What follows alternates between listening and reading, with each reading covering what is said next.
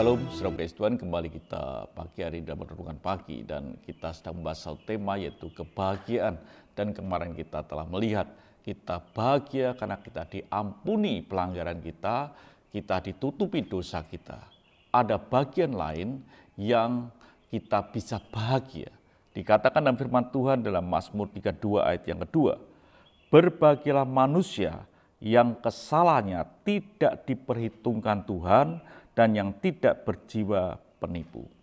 Bagian dikatakan bahwa berbahagialah orang yang kesalahannya tidak diperhitungkan Tuhan.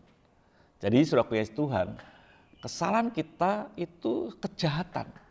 Jadi, dalam bahasanya aslinya itu kejahatan, perbuatan jahat kita yang timbul di dalam hati kita.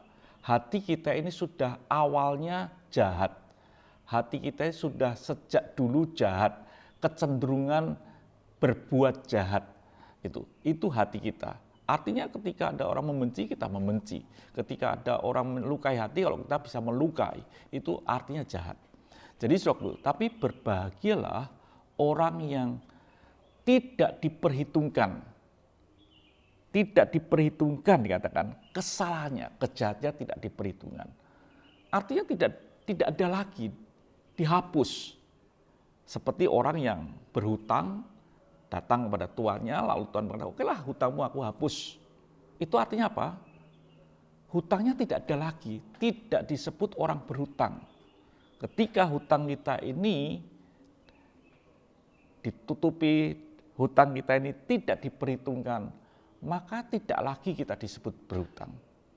Contoh ini, kalau saudara itu berhutang, lalu yang punya hutang berkata, oke, saya tutup, saya tidak hitung lagi hutangnya.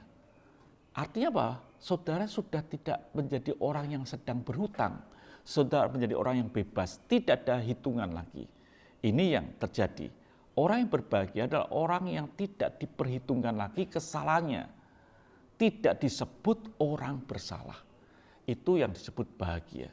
Jadi kematian Yesus di Kalvari itu mengampuni akan pelanggaran kita, menutupi akan dosa kita, bahkan dikatakan tidak menghitung lagi kejahatan, kesalahan kita.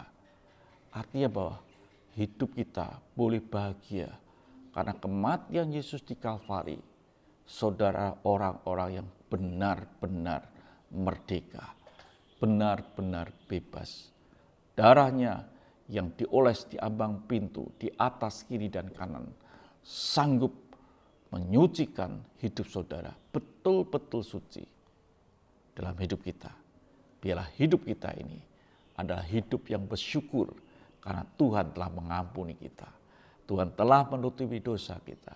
Tuhan telah membuat pelanggaran kita, kesalahan kita, semuanya tidak diperhitungkan.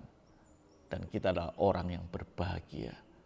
Bukan karena dunia, karena hati kita telah disucikan oleh Tuhan. Tuhan berkati, mari kita berdoa. Terima kasih Bapa untuk kasih kemurahan-Mu, karena Engkau tidak memperhitungkan kesalahan kami. Haleluya.